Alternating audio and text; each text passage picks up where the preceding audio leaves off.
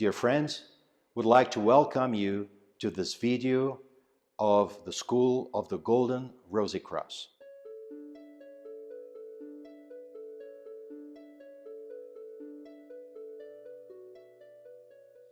Dear friends, today we'd like to talk to you about a different perspective of Christmas.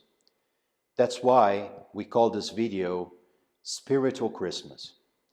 And it is also linked with a very important aspect of the transformation of the human consciousness and human life that we are alluding to as the secret of inner alchemy.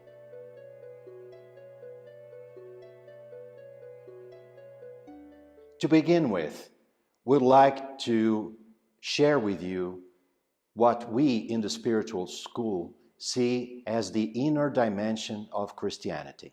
We see Christianity, the Christian tradition, as part of the universal teachings, as part of the wisdom that has been manifested in all mankind history, in all times, in all places, and for all different cultures.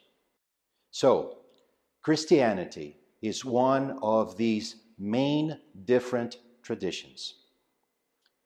We can see Christianity from an outer or inner perspective. That's why we are using in this presentation those two terms, exoteric and esoteric. It means the outer, the external aspect of any tradition and the inner meaning or the inner aspect of any tradition that belongs to the universal teachings, as Christianity does. So, speaking now about Christmas itself, we can see it as the symbol of the birth of light in the world, or the birth of light for all mankind. And we know the history, we know the traditions of Christianity, the very, very beautiful and insightful traditions that bring important symbols for us to understand from the traditional and historical standpoint. But there is also the inner dimension of Christmas. And the inner dimension of Christmas point to the symbol of the birth of light in the human being.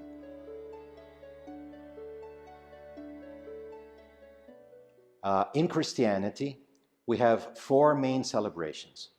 Three of them are very well known by most of the people. The fourth one is a celebration that took place in the Middle Ages in Europe. Those four celebrations are the four different aspects, or they represent the four different aspects of that inner transformation process that we are alluding to as the spiritual aspect of Christmas, and also as the secret of the inner alchemy or the inner alchemical process. We are talking about Christmas, Easter, Pentecost, and the fourth one that is not so well known is called the Mani Sola. And they represent the four seasons of the year as the four doors of transformation that we see in nature, in a very beautiful but also very real and concrete association with the inner transformation process.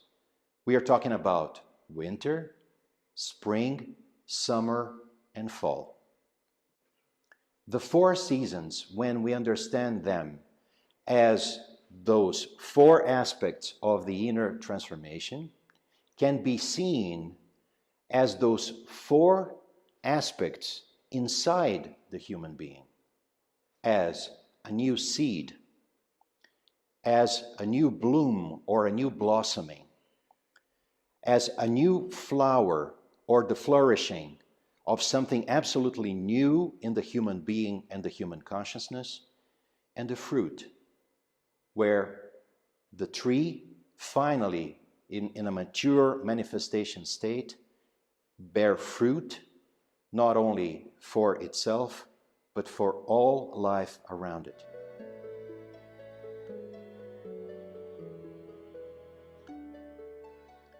We can see as well those four aspects in direct correlation with the four classical aspects of alchemy.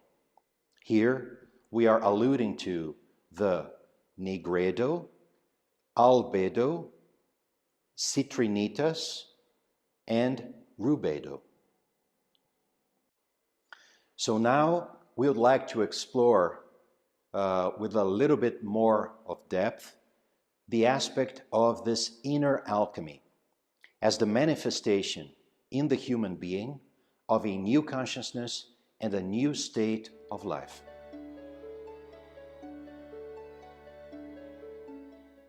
We can see the Christian tradition with its roots in the Hebrew tradition, also with its sources in a much deeper source, the Egyptian culture.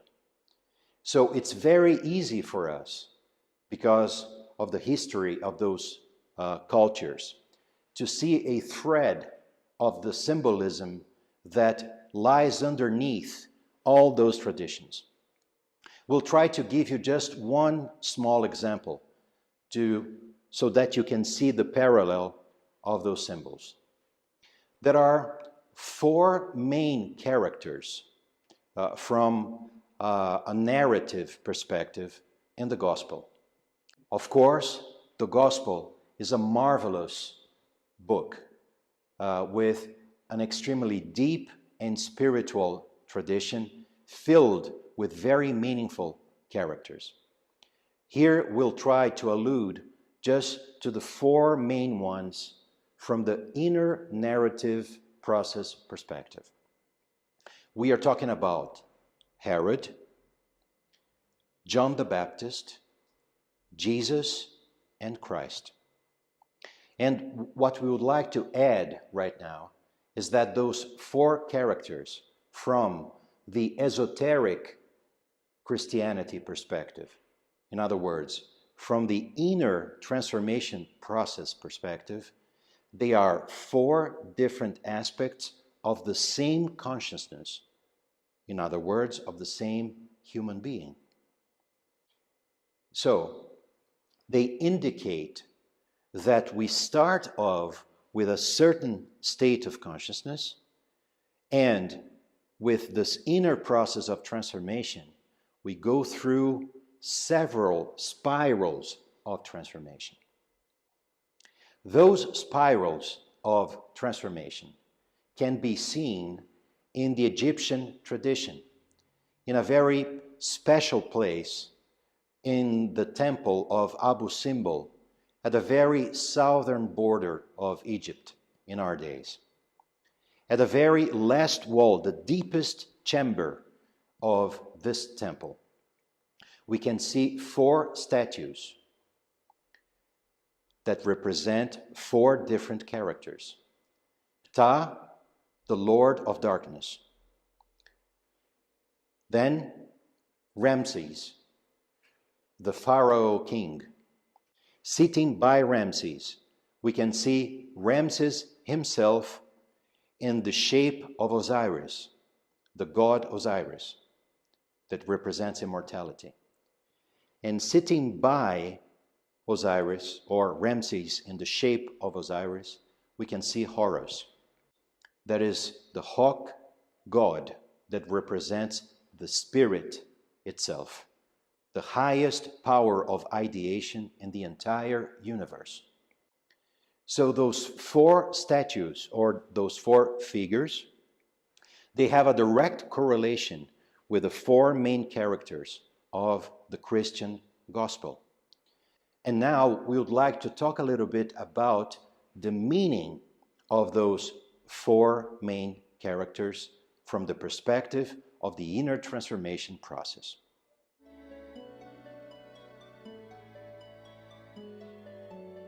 The first character that we saw here mentioned as Herod or Ptah They allude to the awakening of a new state of consciousness. Herod represents the ego, the human self-aware state of consciousness. Ptah, the Lord of Darkness, also represents that state of awareness.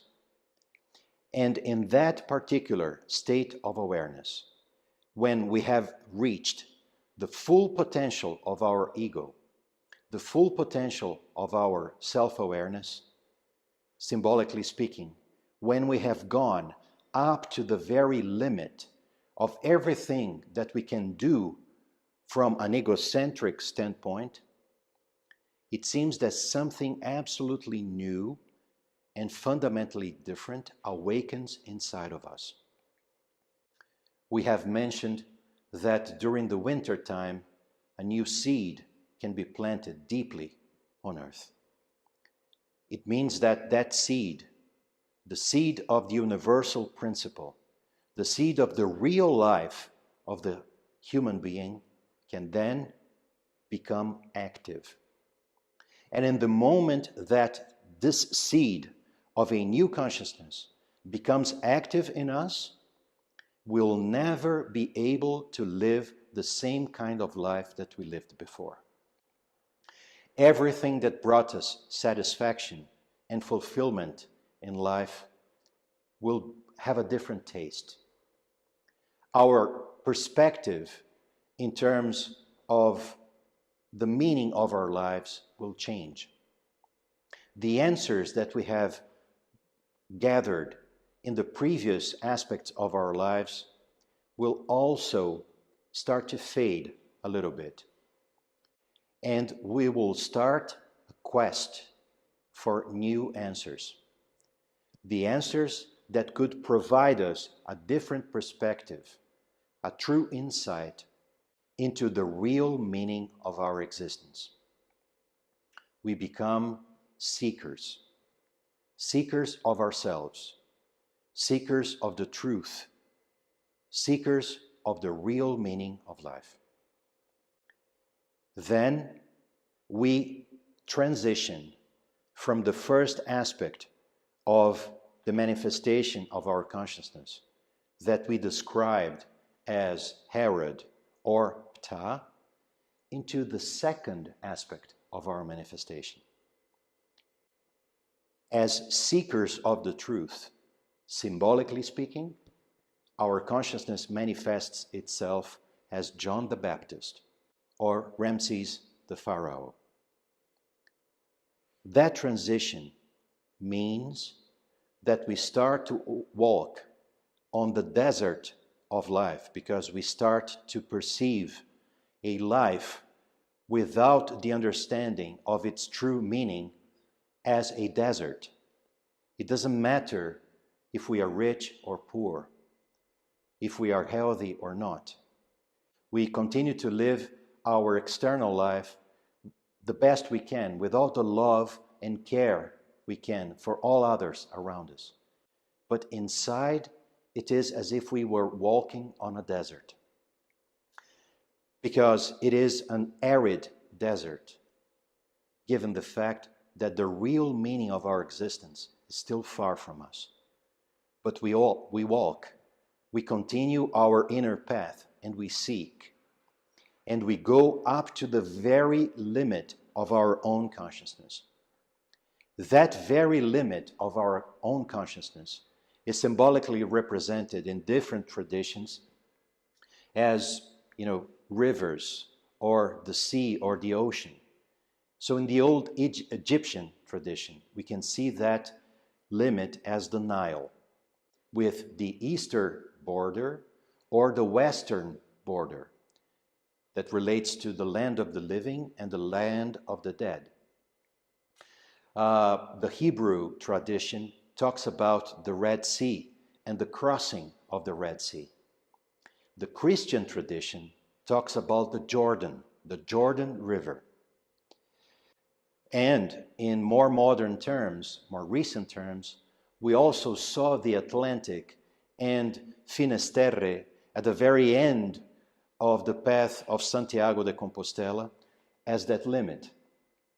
And now, especially in America, we can see the Pacific and the search for gold that led the human beings to that very border as, symbolically speaking, a new limit of our consciousness, or a place that represents a new limit of our consciousness.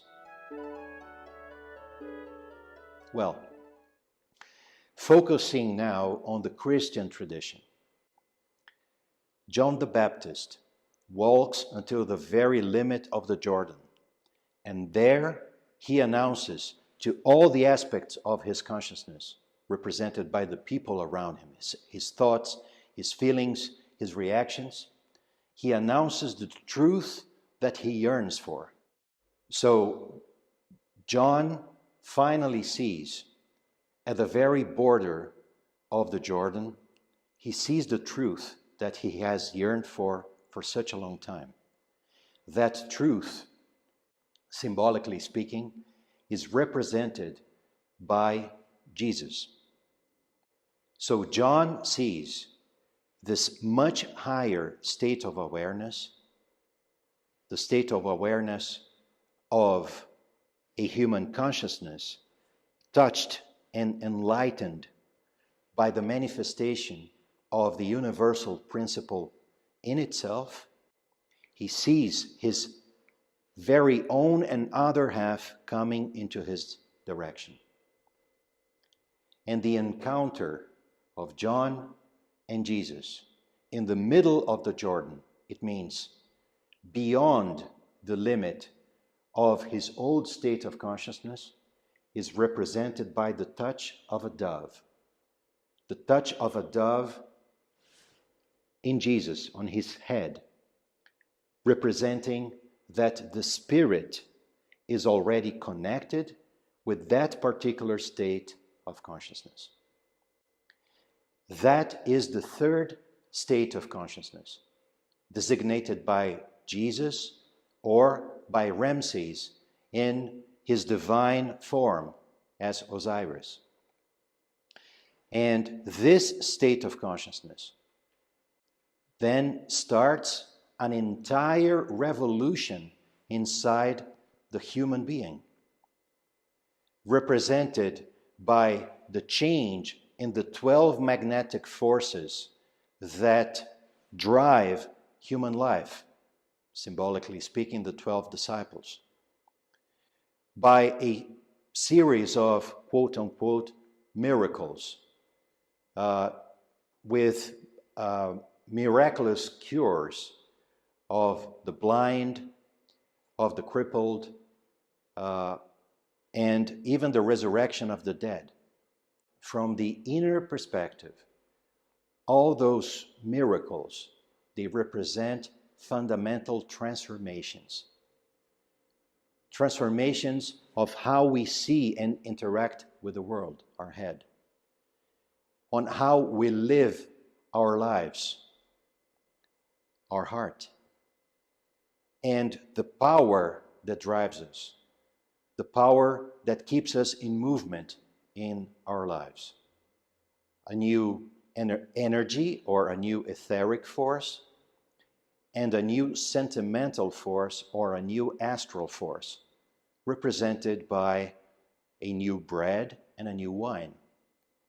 So this third state of consciousness is truly a state of consciousness that lies beyond the limit of common human manifestation.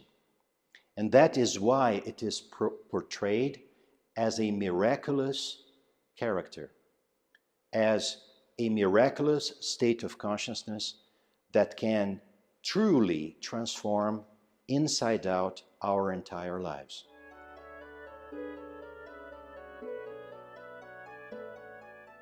And when this third state of consciousness has gone his entire path of transformation of all the aspects of our existence, then a fourth state of consciousness, represented by the Christ or Horus itself, that represents also the spirit, then this fourth state of consciousness takes place. And this fourth state of consciousness, based on the third state that represents a totally new and spiritual consciousness, consolidates in us an organic transformation. Not only a new state of consciousness united with the spirit, but all the organic process of our entire being are also touched and transformed. And that is one of the inner meanings of the resurrection of our entire self after a third day. It means the three aspects of our manifestation, as we have alluded before: our heart, our head, and our hands.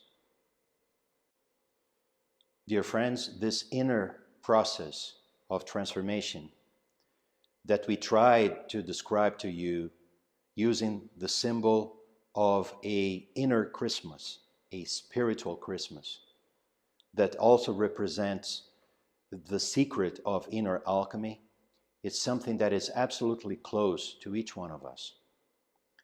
All of us, we carry this seed, this spark of the spirit of the entire universe in ourselves.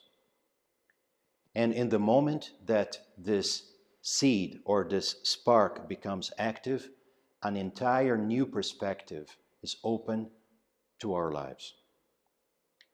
This process is something that can and should be carried out for all those that have this spirit spark awaken, active in them, where the seed of a new life starts a process of transformation, a process that cannot be stopped, a process that in us, in our consciousness, is something very close to a chain reaction. This process has been carried out by the spiritual schools of all times, and it is also the effort of the work of the spiritual school of the Golden Rosy Cross in our days. We truly hope that the elements that we have shared with you in this short video have helped you somehow in your own inner quest. Based on that, and in this so special time of the year, we would like to wish you, from the very bottom of our hearts, a truly new and totally unique Christmas. A Christmas that means the birth of light in the human heart. So, let us wish you a true spiritual Christmas. Thank you.